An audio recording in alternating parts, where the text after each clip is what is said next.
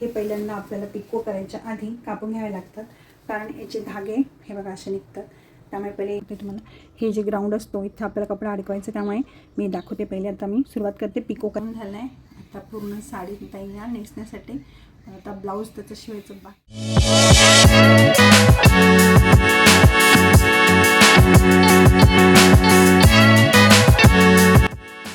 Swati Kapadne YouTube चॅनेलला subscribe करा आणि बेल आयकॉनवर क्लिक करा.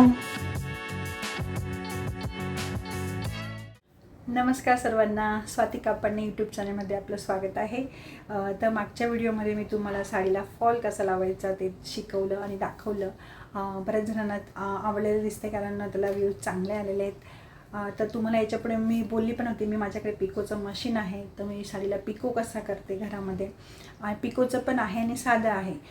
साधं मशीन म्हणजे आपण टिप मारतो ती, आणि पिकोची एक वेगळी. तर त्याचं मी कसं केलं आहे की मशीन एकच आहे, फक्त वरचं जे डोकं म्हणतात त्याला आपण, ते बदलतो वरचं मशीन. ते दोन मी बदलून घेते, एकाच याच्यामध्ये दोघं बसवते. तर मी तुम्हाला दाखवतेच तसं कसं करते ते.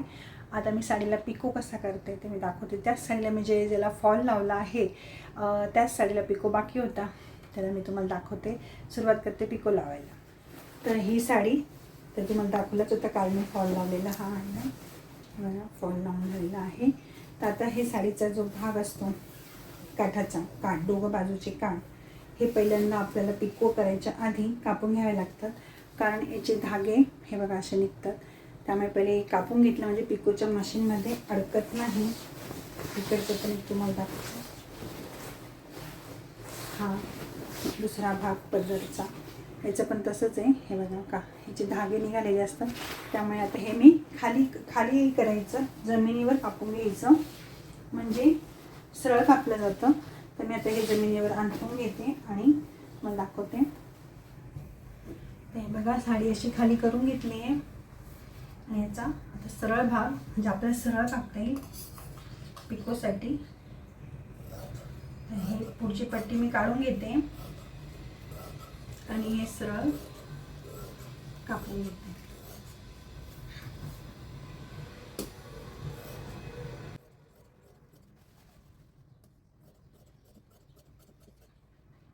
हा पदराचा भाग झाला, हा निस्ता भागाचा पण कापून घेते.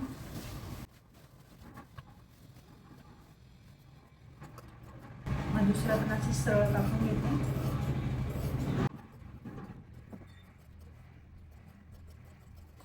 ही माझी शिलाई मशीन मी इकडे कोपऱ्यात ठेवलेली आहे मुलींच्या रूममध्ये.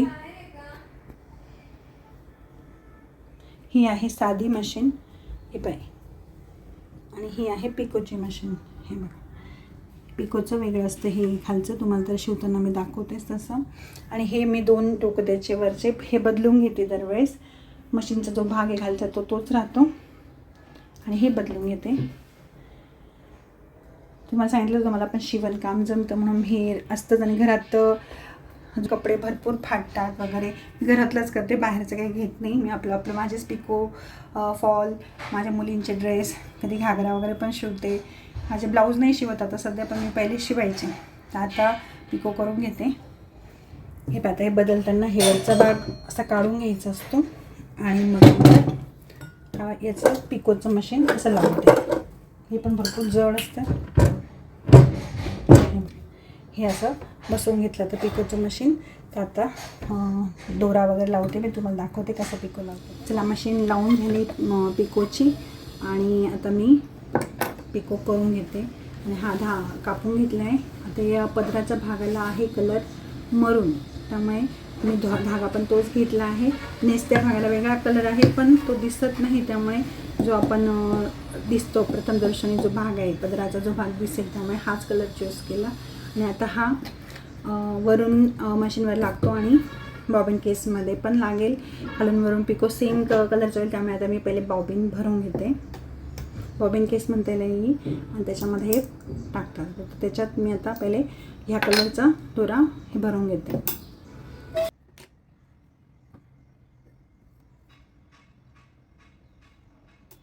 भरून घेते याच्यात पहिले असं करून भरताना बघा घेतलं. तर मशीन चालू करून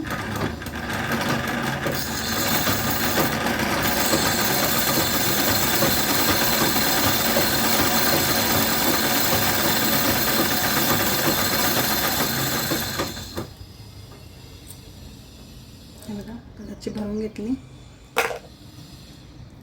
बॉबिन केसमध्ये टाकून हा भाग खाली मशीनच्या. आता ज्याला मशीन येते त्याला माहिती असतं. मी पहिले सगळं केलेलं आहे, पिको फॉल वगैरे, पण आता मी माझं घरच्या घरातच करते. मी बाहेरचे पण घ्यायचे पिको फॉल, परत ब्लाऊज पण शिवता येतात मला, पण मी बाहेरचे आता नाही घेत, पहिले घेतलेले आहेत. पण हे अशा गोष्टी मशीन जर त्यांच्या घरात असेल तर बऱ्याच गोष्टी खरंच सोप्या पडतात. कारण आपल्यासारखं काही ना काही जुने नवे जे ड्रेस घेतो ते पण आपल्याला टिप मारावी लागते. परत जुन्या ज्या ड्रेस वगैरे असं ते नेहमी वाटत राहतात, काही गोष्टी हे होत राहतात. तर घरात मशीन राहिली म्हणजे पटकन आपल्याला ह्या गोष्टी करता येतात. म्हणून मी पिको जे आम्ही जेव्हा घर शिफ्ट केलं तेव्हा म्हणून मशीन मी विकू नाही दिलं. हे पाहिजेच घरामध्ये, मलाही तेवढं घरातले कामी येते हे सगळ्या गोष्टींसाठी. मला आहे जवळचा चष्मा, त्यामुळे मला होताना काही दिसणार नाही, त्यामुळे चष्मा लावते. मी पाहून घेते पहिले.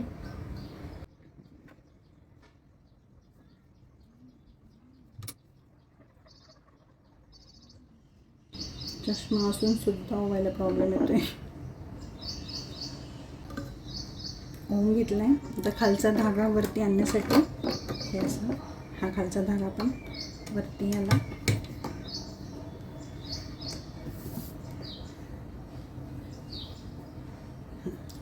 पिकं दाखवते तुम्हाला. हे जे ग्राउंड असतो इथे आपल्याला कपडा अडकवायचा, त्यामुळे मी दाखवते पहिले. आता मी सुरुवात करते पिको करायला. तर पिको करायच्या आधी साडीचा हा एवढासा भाग 1 इंचभर पुढे सोडून द्यायचा आहे आणि हे याच्यामध्ये असं ठेवायचं आहे, म्हणजे आपल्याला पकडायला हे भाग. तर जो भाग आहे गोल त्याच्यामध्ये असा कपडा असं धरायचा आहे. ओके. आणि नंतर मशीन चालू करायचं. असं करायचं आहे.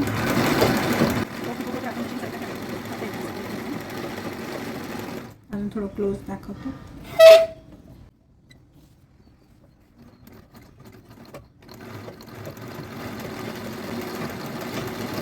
कपडा अडकत जातो त्याच्यात.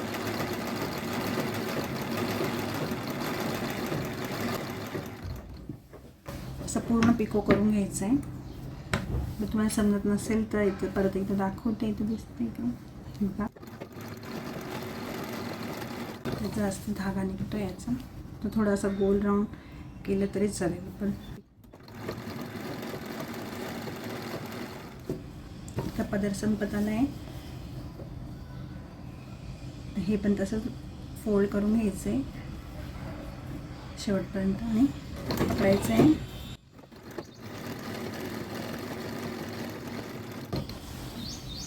आता लास्टपर्यंत पिको झालेला आहे.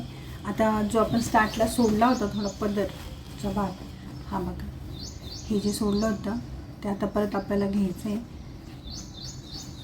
तर असं घेऊन घ्यायचं आहे सीधा भाग करून.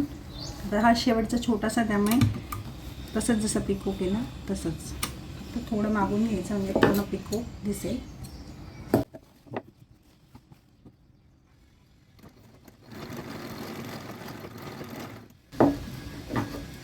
त्याला पूर्ण पिको लावून थोडं वाटलं तर आपल्याला एखादा भाग थोडा कमी जास्त झाला असेल तर तिथे म्हणजे परत एकदा मशीन फिरवून घ्यायचं. तर इथं मला वाटतं आहे, हे बघा इथे एंडला थोडा काट उरला आहे, तर मी एकदा थोडं मशीन फिरवून घेते.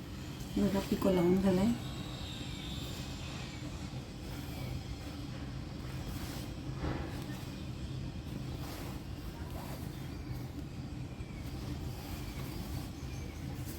आता दुसऱ्या बाजूला हा पदराला झाला, दुसऱ्या बाजूला त्याचा कलर वेगळा येईल, पण तो नेसता भाग आहे दिसणार नाही त्यामुळे.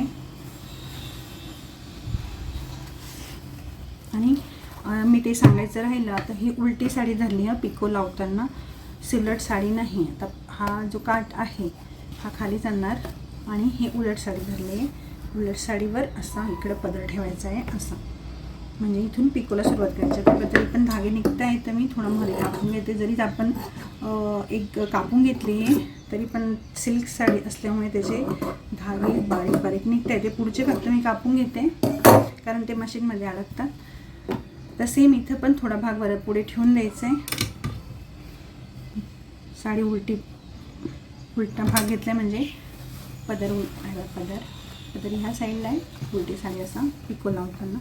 आणि सेम असंच पकडायचं आहे. आता वाटलं तर थोडं फोल्ड करून घ्या म्हणजे आपल्याला पकडायला बरं पडेल. हे बघा. आता परत सेम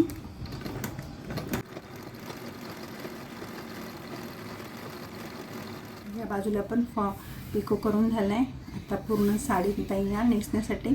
आता ब्लाऊज त्याचं शिवायचं बाकी आहे. पिको लावून झालं आहे. रेड असल्यामुळे लगेच दिसेल तुम्हाला.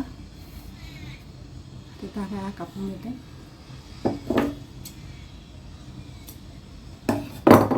तर अशा रीतीने पिको करून झालं आहे.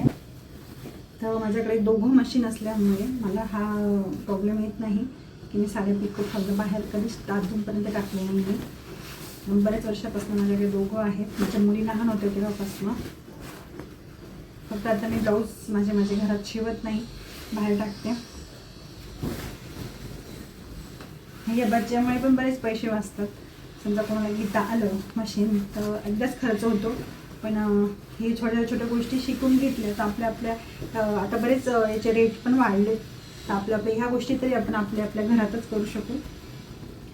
साडी येतं तयार. आणि मेन म्हणजे फावल्या वेळात आपल्या घरातले सगळे कामं करून ह्या गोष्टी होतात. मलाही वाटतं प्रत्येक गृहिणीच्या घरात एक तरी मशीन हवीच. म्हणजे पिको नसलं तरी आपली रेग्युलर जी शिलाई मशीन असते ती असली तरी ठीक आहे. तुम्ही माझ्या मत असाल तर नक्की कमेंटद्वारे कळवा.